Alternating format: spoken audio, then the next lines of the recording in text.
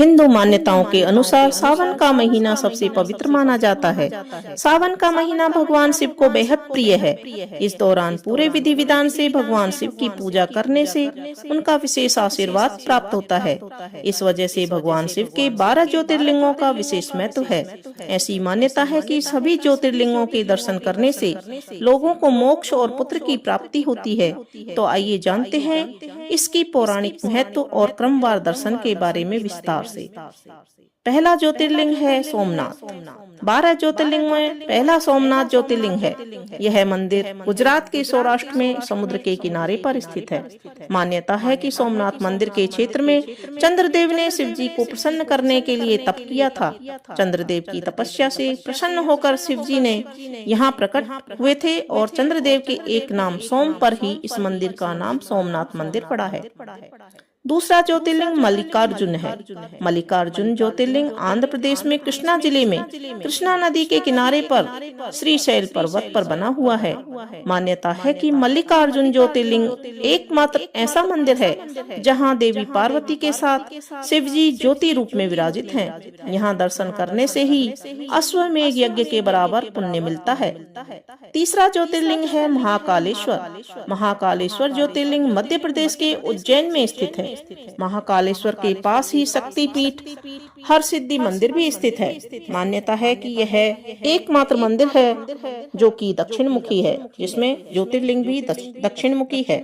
रोज सुबह महाकालेश्वर मंदिर में भगवान की भस्म आरती की जाती है। यहाँ पूजा और दर्शन करने से अनजाना भय दूर होता है। चौथा ज्योतिर्लिंग है ओंकारेश्वर। मध्य प्रदेश के इंदौर से करीब 80 किलोमीटर दूर नर्मदा नदी के किनारे एक ऊंची पहाड़ी पर स्थित है। ओंकारेश्वर ज्योतिर्लिंग पहाड़ी के चारों ओर नदी बहने से यहाँ ऊंचाई से देखने पर ओम का आकार बना हुआ दिखाई देता है। तो मान्यता है कि यह ज्योतिर्लिंग ओंकार यानी कि ओम के आकार लिए हुए है, इसीलिए इसे ओंकारेश्वर नाम से जाना जाता है।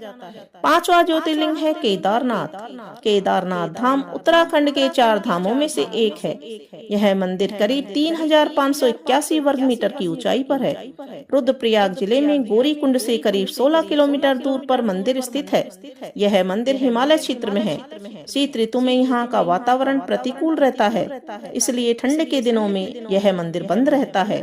मान्यता है कि महाभारत के समय यहाँ शिवजी ने पांडवों को बैल के रूप में दर्शन दिए थे।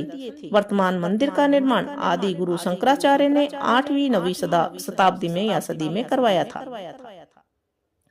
छठा ज्योतिर्लिंग मंदिर है भीमा शंकर जी। भीमा शंकर ज्योतिर्लिंग महाराष्ट्र के पुणे जिले में सह्याद्री पर्वत पर स्थित है। भीमा शंकर को मोटेश्वर महादेव के नाम से भी जाना जाता है। मान्यता है कि त्रेता युग में रावण के भाई कुंभकर्ण का एक पुत्र था भीम। जब श्री राम ने कुंभकर्ण और रावण का वध कर दिया था, तब भीम असुर श्री राम और विष्णु जी से बहुत क्रोधित हुआ था। उसने तप करके ब्रह्मा जी को प्रसन्न किया और वरदान पाकर देवताओं को पराजित करना शुरू कर दिया था। सातवां ज्योतिर्लिंग है काशी विश्वनाथ। उत्तर प्रदेश के वाराणसी यानी कि काशी में स्थित है। विश्वनाथ ज्योतिर्लिंग काशी प्राचीन सप्तपुरियों में से एक है। मान्यता है यहाँ महादेव जी के साथ ही देवी पार्वती जी भी विराजमान है।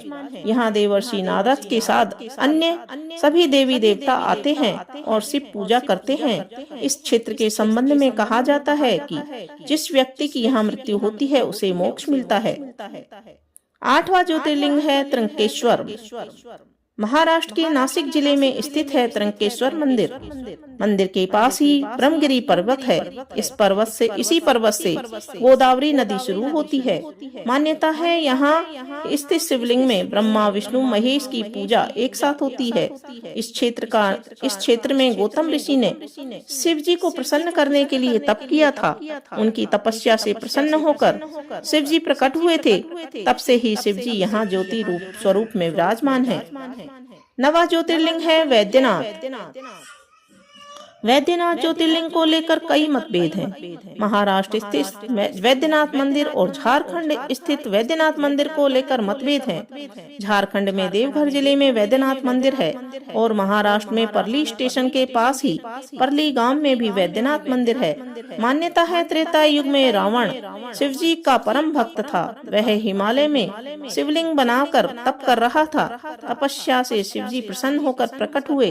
रावण ने वर मांगा कि यह शिवलिंग लंका में स्थापित करना चाहता है।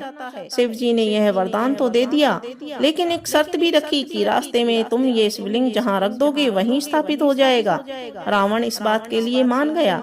रावण शिवलिंग उठाकर लंका ले जा रहा था, तभी रास्ते में उसने गलती से शिवलिंग को नीचे रख दिया।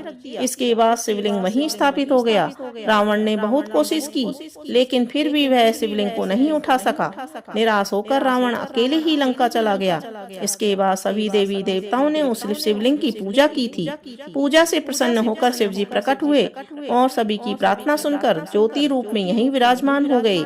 यह जगह वैद्यनाथ ज्योतिर्लिंग ही है। प्रसन्न होकर शिवजी प्रकट हुए थे, तब से ही शिवजी यहाँ ज्योति स्वरूप में विराजमान है। 10वां ज्योतिर्लिंग है नागेश्वर। यह ज्योतिर्लिंग गुजरात के द्वारका में स्थित है। द्वारका से भी नागेश्वर ज्योतिर्लिंग की दूरी 17 मील की है। मान्यता है शिव पुराण की रुद्र संहिता में शिवजी का एक नाम नागेशम दारुकावने बताया गया है। शिवजी के नागों के देवता हैं और नागेश्वर का पूर्ण अर्थ नागों का ईश्वर है। 11वां ज्योतिर्लिंग है रामेश्वरम। यह ज्योतिर्लिंग तमिलनाडु के रामनाथपुरम में स्थित है। मान्यता है त्रेता युग में रावण का वध करने के बाद श्री राम लंका से लौट रहे थे। उस समय श्री राम दक्षिण भारत में समुद्र के किनारे रुके थे। श्री राम ने समुद्र तट पर बालू से शिवलिंग बनाया और उसकी पूजा की थी। मान्यता है कि बाद में यह शिवलिंग वज्र के समान हो गया था। श्री राम द्वारा बनाए गए शिवलिंग को ही रामेश्वरम कहा जाता है। 12वां ज्योतिर्लिंग है घृणेश्वर। घृष्णेश्वर महाराष्ट्र के औरंगाबाद के पास दौलताबाद क्षेत्र में स्थित है।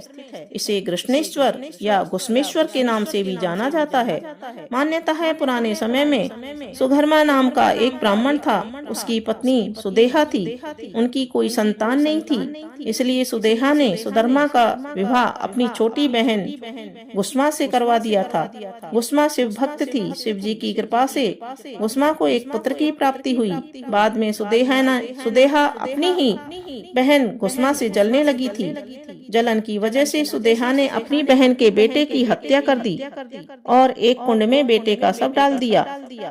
जब ये बात गुस्मा को मालूम हुई तो वह दुखी हुए बिना शिव की पूजा करने लगी। शिव जी उसकी पूजा से प्रसन्न हुए और प्रसन्न होकर प्रकट हुए और उनका पुत्र जीवित लौटा दिया। गुस्मा ने शिव जी से प्रार्थना की कि अब से वे यहीं विराजमान रहें।